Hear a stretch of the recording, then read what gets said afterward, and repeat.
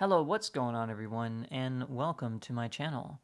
So this is a new series that I'm going to be starting, and it is specifically on Procreate.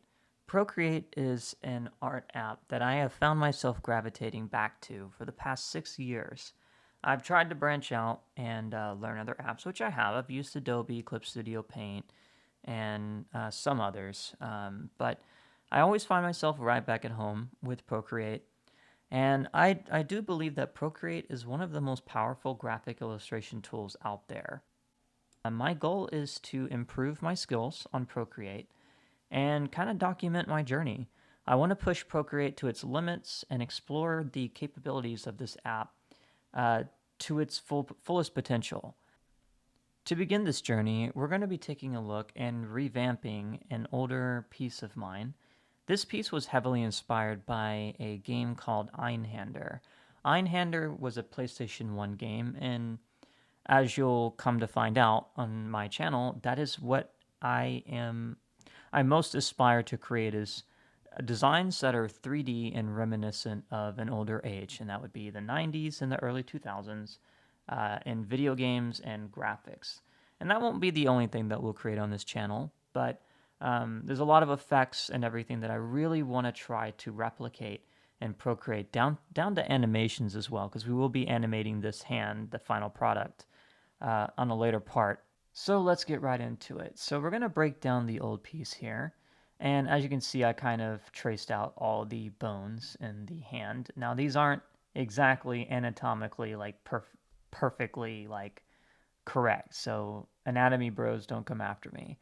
But as you can see, I'm going to start taking a lower opacity eraser brush. I like to use the hard brush. And I'm going to start taking out would essentially be the bone marrow under an x-ray. See, we are creating an x-ray appearance. And you'll see me periodically invert I like using the black and then inverting it to take a look because I can see what I'm erasing, and then I will invert it and take a look and see where we're at in terms of what it's going to look like once we invert everything finally and we kind of put a black background behind it. So I'm just going to go through the motions here, make sure everything is textured properly.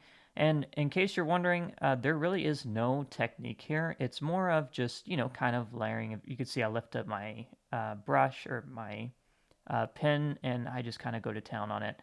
There's no particular science to it other than just kind of like looking at some pictures of x-rays for reference and kind of mimicking what you're seeing there. So I got a little lazy here with the ulna and the radius because I had originally drawn it in the original piece. And I just kind of dragged it over and just readjusted the colors and the opacity. So here I am making the final touches, and then I go ahead and here we're going to do bloom. Bloom is probably one of the most untalked about tools in Procreate. Bloom is probably the best tool if you're into making retro style animations and illustrations in Procreate. And you can see I'll be playing with Bloom a lot. Bloom is my favorite tool, And so here we are. I adjust the burn and I adjust the size. The size is just kind of like how much that little halo or that glowy effect is, how far out from the original object that it's going to go. And then the transition and so on and so forth get adjusted as well. I am not doing too much bloom and size. I'm not trying to like wash it out. What I'm doing is I'm kind of keeping it closed, and it kind of looks like it's not doing much, but it is. It's adding a little bit of luminance. And as you can see, once we get to the final product here, it looks like an X-ray. So I'm going to take all my layers and I'm going to kind of mesh them together into a group. And we group those layers together. And then we're going to duplicate that. And we're going to basically copy that or duplicate it.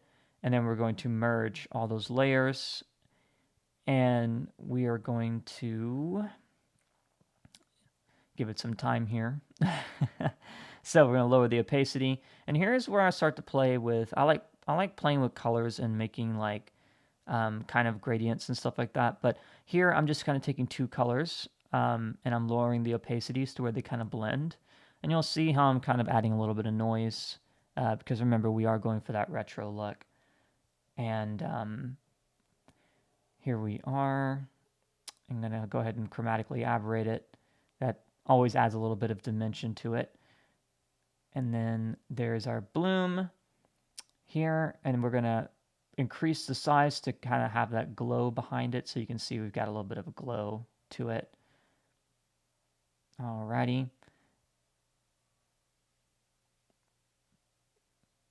Here we go. We're just adjusting. I made a third layer, and we're going to adjust the white. And then here's something that's kind of cool. So whenever you go to Glitch, Glitch has a lot of really cool settings that you can play around with. Sometimes it makes it a little bit easier than kind of cutting your image and lowering the opacity and, adding in the effects yourself. And so I like to use Glitch. Sometimes I'll use it sparingly because Glitch, I don't know, I feel like their options are not that great, but sometimes you could find something that really works. Like right here, you could see me kind of zoning in or honing in on this. And that's kind of what I went for. And so you can see it looks pretty good, right? And so we're going to add a little bit of Gaussian blur. Sorry, I'm probably going to mispronounce all of these things. I know the tools, but I never pay attention to the names.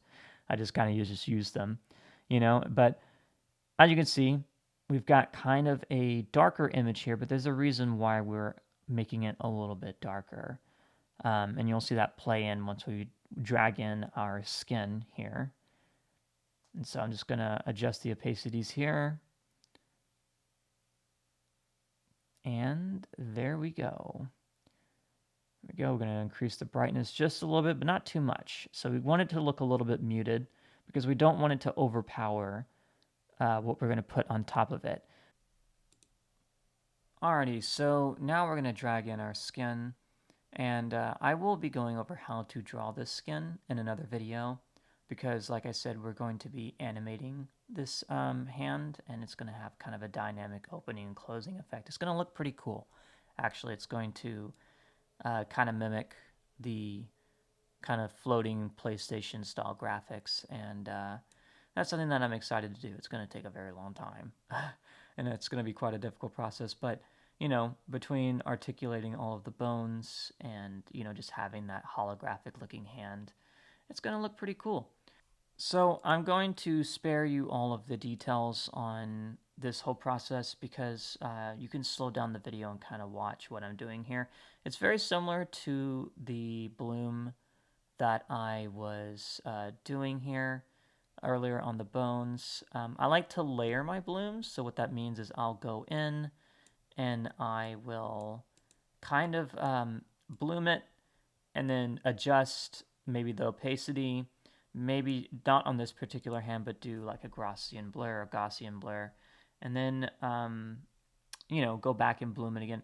And what that does is you'd be surprised that whenever you adjust your bloom settings, it can actually kind of add a three-dimensional look to it, and we'll see that with the veins coming up here soon. And for that part, I'll just be quiet because it'll probably be just better for you to see it. I know some people are more visual learners than listening. And so to save you guys a yapathon, I'll just, kind of be quiet and, let you guys watch that process. It is sped up a bit, but if you slow down the playback speed on the YouTube player, you'll be able to kind of watch it. And all I did for the veins in the background was, just to stack Gaussian blur. I think it's Gaussian blur, I don't know. But anyway, yeah.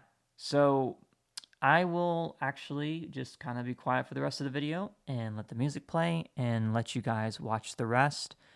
And I'll meet up with you guys in the end and we'll take a look at the final product.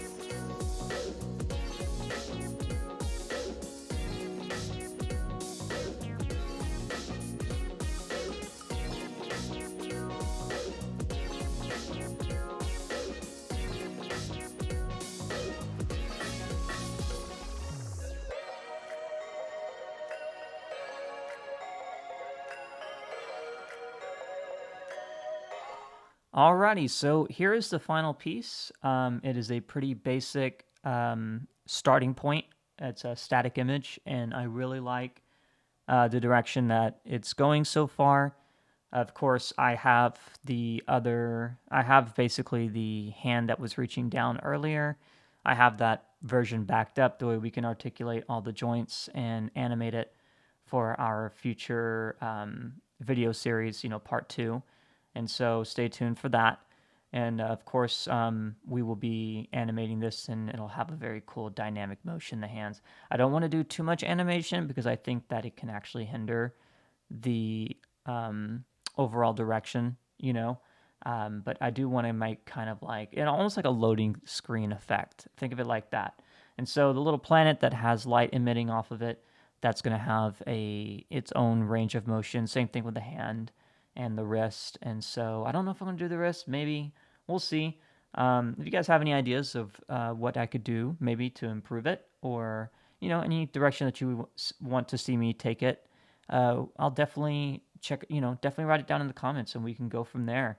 But other than that, that's it for this video. If there's any questions, tips, or hints, or whatever you would like for me to make in the future, tutorials, let me know. This is more or less my style. I do draw 2D, but it's not necessarily, I mean, I don't know if you could necessarily call this 3D, but it is kind of 3D. But, I'm talking about just traditional, like, two-dimensional drawing. It's not really my thing.